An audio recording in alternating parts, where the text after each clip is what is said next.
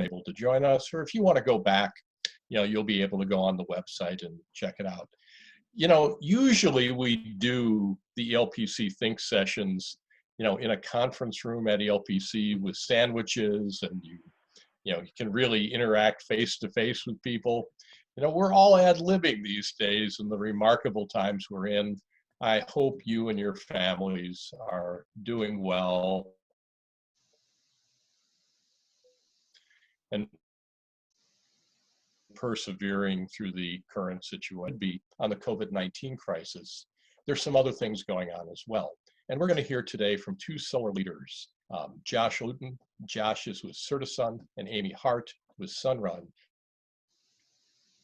to talk about what's the equal way on the solar industry's ability to move forward with projects.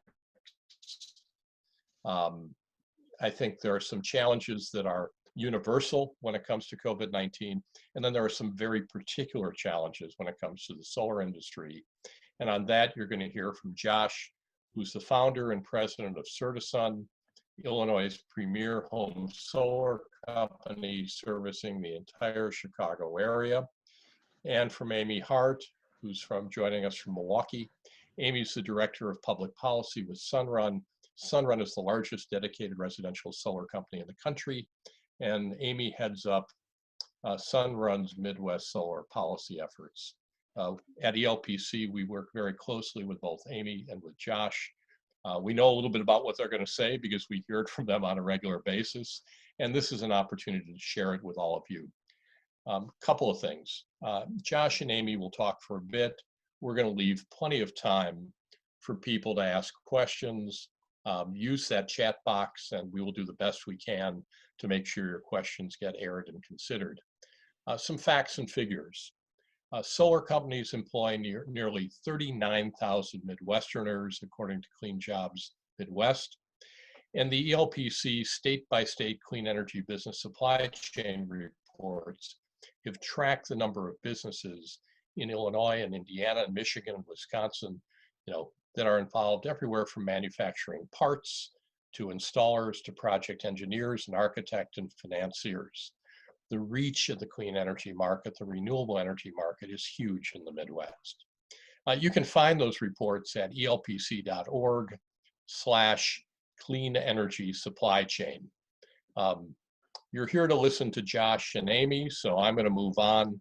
There's a lot that we do at ELPC. We have active cases pending in Illinois, in Wisconsin, in Michigan. I think all of you know, accelerating renewable energy, solar energy, wind power, storage is a huge part of the work that ELPC does. We've been doing it for years, and we're proud of the successes we've achieved working closely with the solar industry. So let me turn this over to Josh and then to Amy, and we'll open it up for Q&A. Thank you all for joining us. Josh, ball to you. Great. Thank you, Howard. First, let me say thank you to Howard and the rest of the folks at ELPC for all the great work that you guys do in supporting the broader renewables industry and the environment for those of us in the Midwest. And let me say, I hope that everybody here on the webinar is happy and healthy, at least as much as can be, while we go through this crisis. As Howard set up this call for me, he said it would be interesting to cover two topics in particular. One is, what has the impact of COVID been on the Midwest renewables or solar industry? And second, what might we do to help it recover? And so I'll just talk briefly about those. So let's talk a little bit about what we've seen firsthand. First, we have seen a sharp drop in installations and our revenue as a result of COVID. That's perhaps not unique to the solar industry, but it is what it is. In part, that was due to a 3-week installation hiatus that we took after Governor Pritzker here in Illinois issued his initial stay-at-home order. It turns out that renewable energy installation is an essential business according to the state, But we wanted to make sure that our installation procedures were as robust as they could be in terms of, for the purposes of keeping our customers and our staff safe. And so we used that hiatus to revamp our procedures to make sure that that was the case. Nonetheless, since we have restarted doing installations, they are going more slowly and we are doing fewer of them than normal. Part of that is because of those new procedures. And for example, that means our team members need to stay 6 feet apart. In some cases, we have municipalities, about 30% of the municipalities that we deal with will not issue a permit or complete a final inspection of a system, which is the final milestone that we need in order to turn somebody's system on and ultimately get paid. Some of those are due to customer deferrals. If you skip down just a little bit on my slide, we are seeing a modest but not insignificant increase in deferrals. And those are customers, whether they've signed with us already or who are thinking about going solar, who have decided, who let us know that, geez, because of uncertainty about my income, or because I've already lost my job, or because of COVID itself, I'd like you to defer my installation. We have seen bookings hold up pretty well. Our sales are now 100% online, so we're doing a lot of these Zoom video conferences and the like. But the sales are not ramping like we have seen historically in the spring months. So that's a little bit concerning, but thank God it's not worse. Unfortunately, as if COVID-19 wasn't a big enough problem, at least here in Illinois, we also face an impending problem that you might call the rollover funding cliff. In the law that supports the deployment of renewables in Illinois, which came out of a 2016 law called the Future Energy Jobs Act, the funding mechanism that they set up didn't anticipate both the long time that it took the program to get up and running or project delays that we're seeing now from COVID. So there's a chance that $200 to $400 million of money that has been collected by utilities and intended for use on renewables will not be available to do that. And that's going to mean that the hundreds of job losses that we've seen so far from COVID may well turn into thousands next year if the General Assembly here in Illinois doesn't fix that this spring. So that obviously has to top my list as one of the recommended stimulus actions. For those of you who are interested in encouraging your legislators to do just that, you can see the webpage certasun.com/rollover, and we have some suggested language there for you. Second thing we could do is pass comprehensive energy legislation here in Illinois. Third, I have mentioned that a third of our municipalities are not doing either permitting or inspections. Something the solar industry would certainly like to see as a matter of course, but certainly during COVID is online permitting and inspections. So that would be one thing that anybody from a municipality who's listening in would really help us out if we could submit and receive permits or inspections via email or video chat. And then finally, two matters at the federal level. We'd love to see a pause in the sunset of the tax credits that are available for solar. There's two parts of the Internal Revenue Code where those are resident, and that's one for commercial and one for residential. But both of those are sunsetting and phasing out, and it would be very helpful to the industry to have those extended. And then finally, in the past, for example, in the financial crisis, the government made those refundable, which is a fancy sort of government word for they'll give you cash instead of just letting you take a credit against tax that you otherwise owe. Considering how a lot of people's incomes are being effective, that can be a very helpful mechanism, and one that's we certainly hope the federal government recommends. So with that, I think I'll turn it back, or I'll turn it to Amy, unless Howard wants to interject there. No, but thank you, Josh, and straight over to Amy. And then please fire away, folks, with the Q&A function here on the Zoom. Perfect. All to Amy Hart. Thank you, Josh. Thanks, Howard, and thanks, Josh. Echoing so many things that Josh from Certasun just brought up. And first, thanks to ELPC and to Howard for having us on to talk about not only solar energy, but really ways in which we're all trying to respond in different ways during this unprecedented time. And I hope all of you are able to stay healthy and safe. A little bit of background. I know Howard did a nice intro, but a little background about Sunrun and myself. Sunrun is the nation's leading residential rooftop solar and home battery company. We're in 20 states across the country and proud to be in Illinois and Wisconsin here in the Midwest. And as Howard mentioned, I join you this afternoon from Milwaukee. Our Sunrun, we have Sunrun employees that work on the sales end, right, that guide families through the process of installing solar and what that's like to have solar on your home. We also have folks that are out every day on rooftops installing those systems.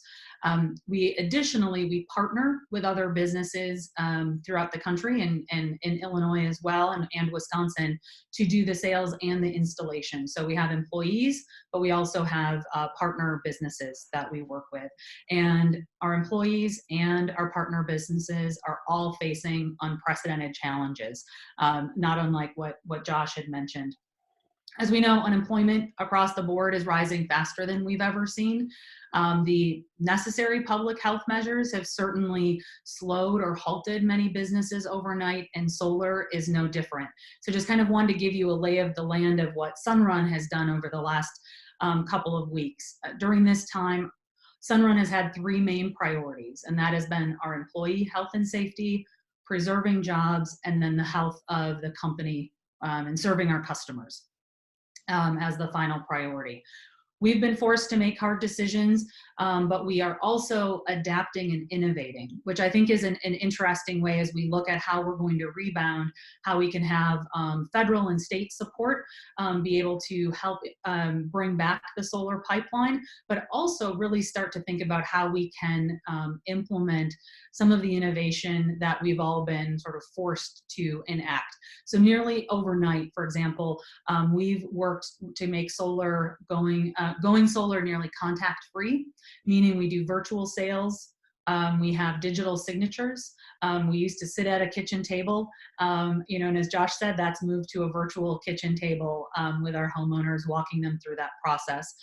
We actually are able to utilize drones for our site audits to do the first cursory review of homes, and that's something we were moving to, but we made that decision to move really quickly during this crisis. And then I think most importantly, and we can certainly talk about it in the Q&A section, is the virtual permitting and trying to create that expedited permit for jurisdictions, not only for the ease of city staff, but also to reduce those soft costs of solar.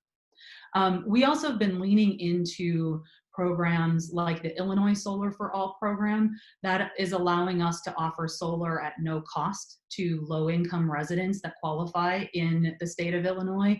And that for us has been essential because it is at a time when families need it most. And thinking about why we need to invest in residential solar now more than ever as families are at home. We have shut-off orders that are keeping people from having their power shut off if they haven't paid bills, but those bills are still going to be there. And so let's look at some long-term solutions for supporting our families at a time when they need it most. And so in the Midwest, just a quick overview of what we've been seeing on the ground, not only from Sunrun's perspective, but just broader throughout the Midwest. We've had an increase in solar over the last couple of years from all sizes: utility scale investments, community solar, and rooftop solar for families, farmers, and businesses. We've seen more families being able to manage and lower their energy bills, and also be able to participate in an increasing job market and having some real career, exciting career opportunities. But the COVID-19 crisis is unfortunately a huge setback for these efforts. And so there's been a good analysis of national trends, and it's really illustrative of what we're hearing is happening throughout the Midwest. The Solar Trade Association, the Solar Energy Industries Association, or SEIA for short, is actually forecasting projects will be declining 50 to 70%. So the number of projects that we had lined up are being reduced, and 70%, we're hearing about 70% in the residential sector alone. There are over 250,000 jobs in the solar industry nationwide. We're seeing potentially half of those individuals facing unemployment. Thousands of layoffs and furloughs have already taken place in recent weeks, and the Midwest is no different. Unfortunately, Sunrun is facing those same challenges. We've had to make difficult decisions as well, but we're committed to bringing back as many impacted employees as quickly as possible. But one of the unique aspects, and Howard alluded to this, that solar's unique, is that reestablishing the solar market, building up that pipeline of projects will take time, and it will take a significant investment, and we need to restore a skilled workforce. So Josh alluded to a number of the solutions and some of the relief that we're hoping that advocates and allies can help us with, and we can certainly touch on those, Howard, during the Q&A, which is from the federal level, looking at the investment tax credit, making that a grant instead of just a tax credit that you might get next year if your income stays at the same level. So extending that level of a tax credit, and then those ITC and federal asks all the way down to the state level of making sure that we don't slow progress, don't have funding gaps or of incentives for solar that currently exist today, or maybe even considering doubling down on projects or funding solutions.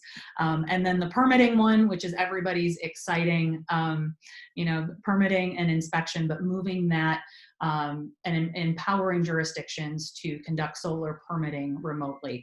The Department of Energy has a program called the Solar App, and we are trying to get that rolled out to as many jurisdictions as possible. So folks who are moving to an electronic format can stay doing that post-COVID and when we're able to get our pipeline back. So I will pause it with that, and happy to take questions with Josh and Howard, but thanks so much for the opportunity to have all of us talk and learn a little bit more about Midwest Solar today. And thank you, Amy, and thank you, Josh. What I'm going to try to do here is combine a number of questions that people are asking, because there's some common themes here. One of them is just sort of the basics. Can you talk a little bit about the current ITC and how the tax credits work and when they expire? Sure. So the basics, I'm going to pull up my notes, my old-fashioned printout notes. So the investment tax credit declined this year. So it used to be a 30% federal tax credit. It has dropped down to 22%, and it's scheduled to drop down even more. Is that right? It dropped to 26, right? but then to 22. Yeah, thank you. And then it's supposed to drop down again next year. And so, folks were hoping to get it extended to be able to keep it the 30%, especially for industries or especially for those of us in the Midwest who are just starting to see the beginning of solar in the Midwest. And so by having stopping that decline, because essentially we have a lost year, right, of being able to utilize the investment tax credit. We're seeing these projects be deferred, delayed, canceled. We've sort of lost this development opportunity. So the ask for our congressional representatives are certainly to not let it drop down even further. And then the second part of it, of the investment tax credit, is instead of a homeowner, I'll just use a residential example. Instead of a residential customer claiming it on their taxes the following year and getting that last year was a 30% reduction if you would claim it this year, you could actually get it as a grant up front. So to Josh's point earlier, and feel free, Josh, to jump in, is that it's not dependent on, do you even have that income to balance that tax credit off of, but also you're waiting a full year in some cases to be able to get that benefit. If this is a directive of the federal government, let's get the money in the hands of people who need it the most as quickly as possible. Josh, I don't know if you have anything to add there. Yeah, I would just add that I think the only thing that's worth clarifying there is that for those of our listeners who might be more on the sort of policy or legislative side, there are actually two different tax credits. Currently, they're both for the same amount. One is referred to as the Section 48 tax credit, and companies that take a credit for solar investment take that one, and the Section 25D tax credit is what individual homeowners take when they're putting solar on their own home. As I say, they're both the same amount of money, but they're two different pieces of the law, so the federal government would need to change both of them.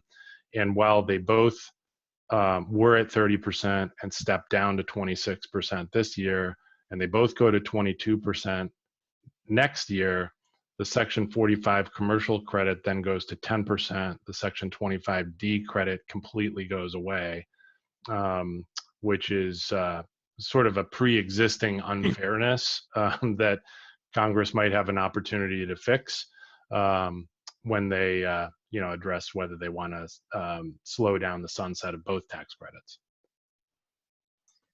Hey, Josh and Amy, can you talk a little bit about, if you have a home in Chicago or a home in Milwaukee, how big a project do you want to get? How should it be sized?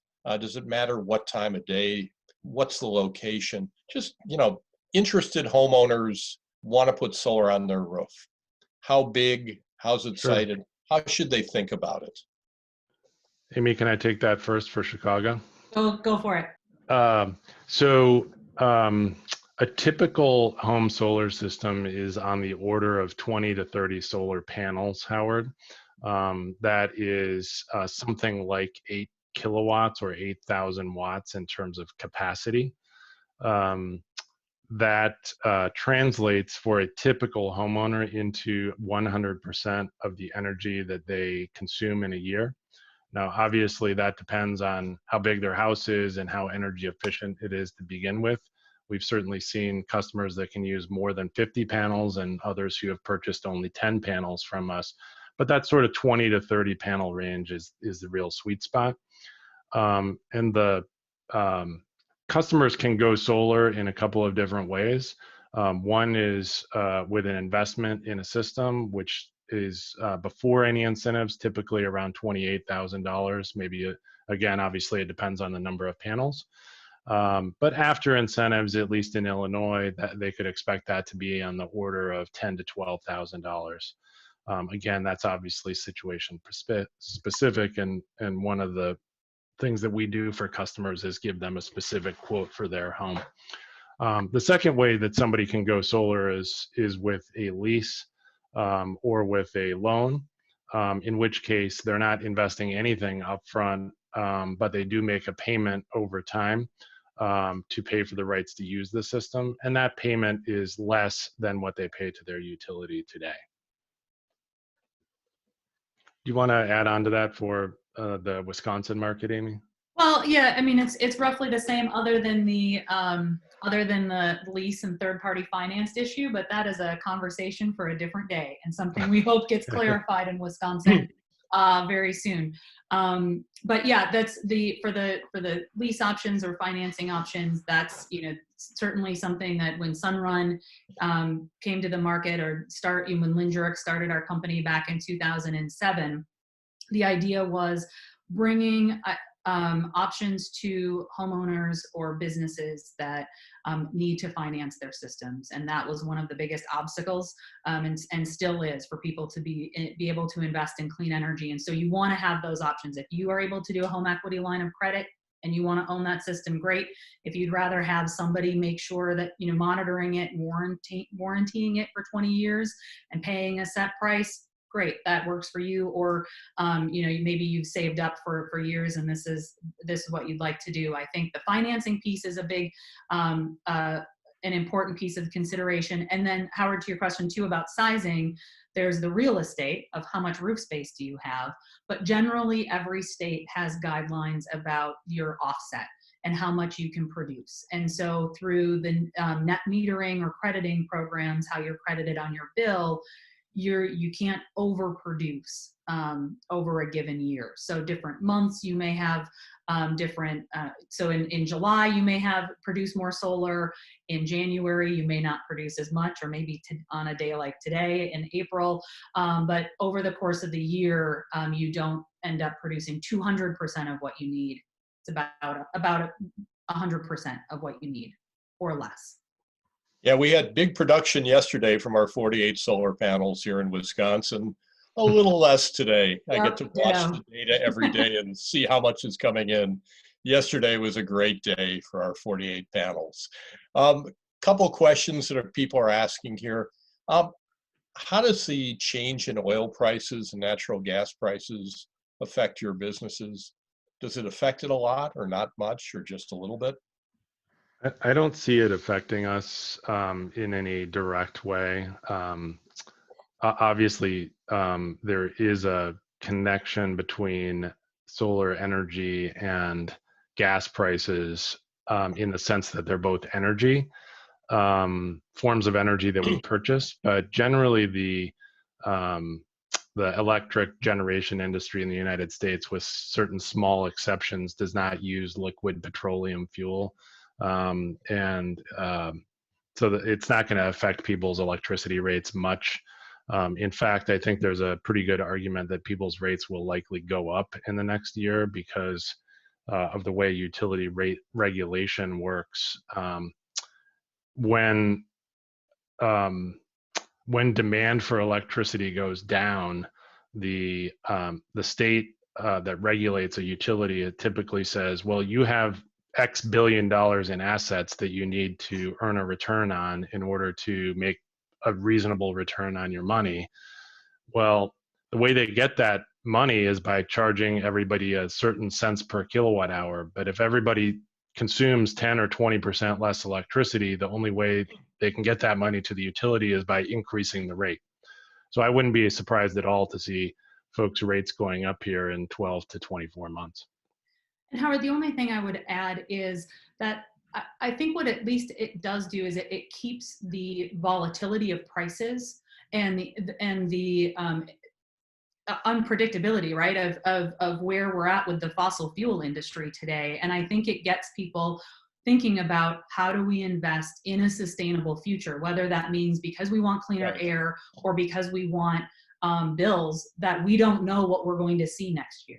We don't know what will spike, what won't, and having fuel sources such as the sun and the wind that at the end of the day the fuel price is zero makes more sense for investments in the long run for society and for the bottom line.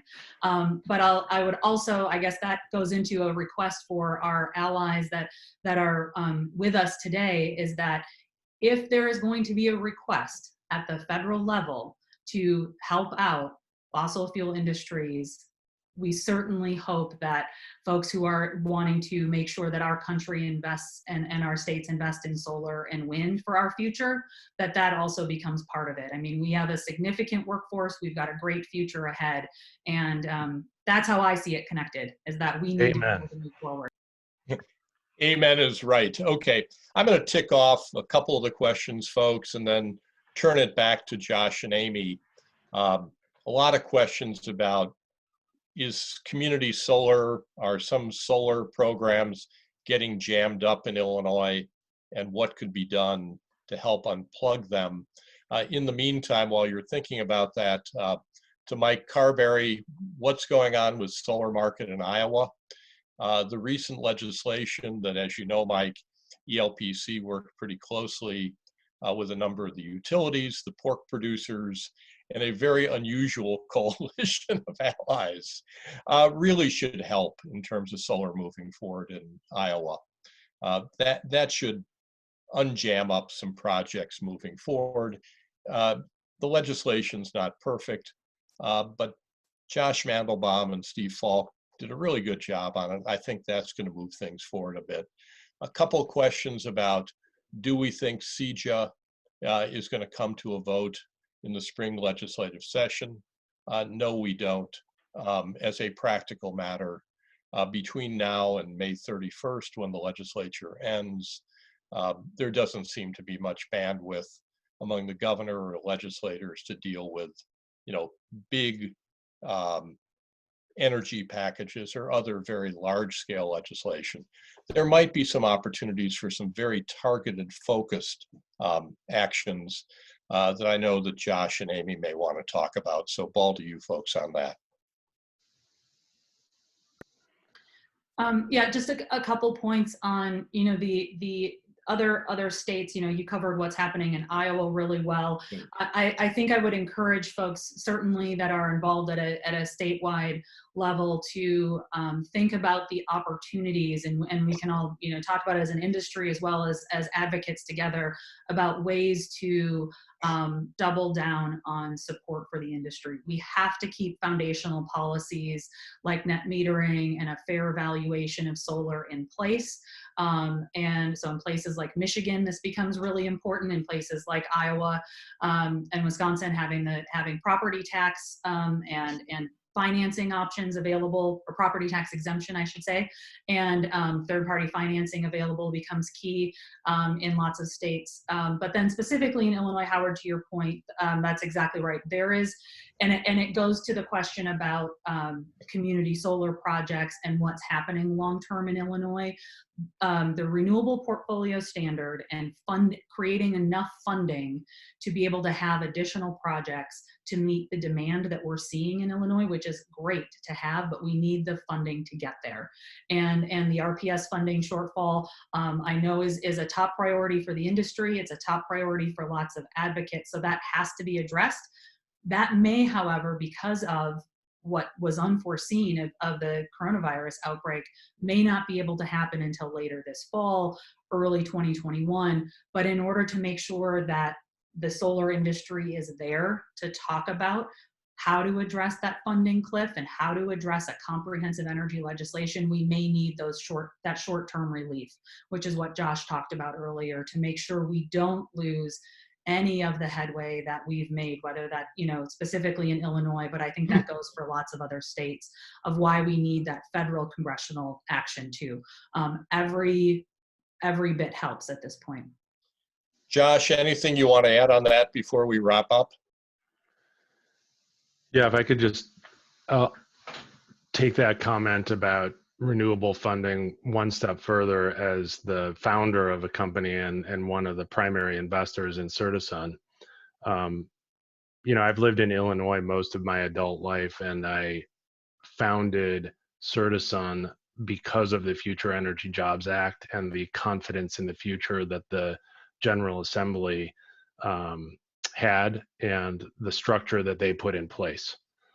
Due to some unanticipated quirks in the way that law is drafted, it now looks as if $200 to $400 million of the money that they essentially told me they were going to put towards renewables may not be available, and that puts my entire business at risk. As somebody who is passionate about the environment, but also somebody who wants Illinois to be a great place to do business and invest, I would hope that the General Assembly takes that into consideration and says, if we encourage you to start a business here, we've got your back. We're not going to pull the rug out from underneath you. As Josh knows and Amy knows, at ELPC, we agree. We're at the end of time on this. Thank you all for joining us. Thank you to Amy Hart and to Josh Lutton. Just one last thought. Clean energy jobs are jobs. At a time, this picks up on Josh's point, when unemployment claims are at a record high in places like Illinois, Sunrun, Certasun are job creators. We ought to find ways here to have the win-win-win, creating jobs, protecting the environment, and growing our economy. That's a key opportunity with keeping the solar industry moving, keeping solar jobs, keeping solar investment, and helping to solve our climate change problems. Please stay in touch with us here at elpc.org. We'll be hosting some additional webinars going forward, really focusing and prioritizing our work on supporting and working with the solar industry to drive good policy in the Midwest states. Thank you again for joining us. Stay safe, be healthy, please stay in touch, and thank you, Amy and Josh. Take care. Thank you, Howard. Thank you, everyone.